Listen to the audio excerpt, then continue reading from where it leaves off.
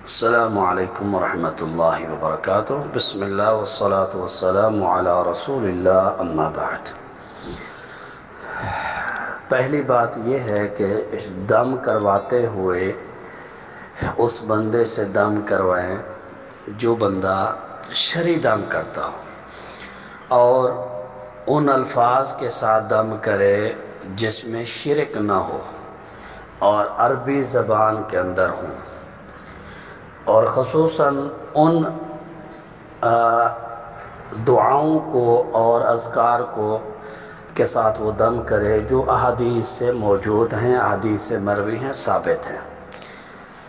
رہی بات جس بندے سے اس نے دم کروایا وہ فوت ہو گیا، اس کا عمل اس کے ساتھ ہے۔ تو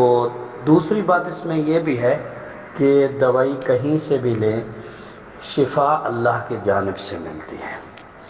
تو اب اس کا وہ دم شرعی تھا کہ نہیں تھا، وہ آپ کے پاس ابھی کوئی ذریعہ نہیں ہے کہ اس سے پوچھیں، اور یہ بھی نہیں ہے کہ ایک دفعہ دم اگر کروا لیا ہے تو اس کے بعد درد نہیں ہوا تو یہ اللہ کی رحمت ہے، اللہ کی طرف سے شفا مل گئی آپ کو، وہ کیسا بھی تھا وہ چلا گیا۔ آئندہ سے آپ احتیاط کر سکتے ہیں کہ ایسے بندے سے دم کروائیں جو ایسی دعاؤں کے ذریعے، قرآنی آیات کے ذریعے، جو احادیث میں موجود دعائیں ہیں، اذکار ہیں یا رقیہ شرعیہ ہیں، ان کے ذریعے دم کرے تو اس سے کروائیں۔ جو غیر عربی میں، یعنی لوگوں کے اپنی طرف سے من گھڑت ہوتے ہیں، یا عربی میں ہو تو ایسے الفاظ جس میں شرک کا استعمال ہوتا ہے، شرکیہ ہوتے ہیں، تو ایسا دم نہیں کروانا چاہیے۔ آئندہ سے احتیاط کرنی چاہیے۔ جو ہو چکا ہے، گزر گیا ہے، اس سے اللہ تعالیٰ سے معافی بھی مانگے،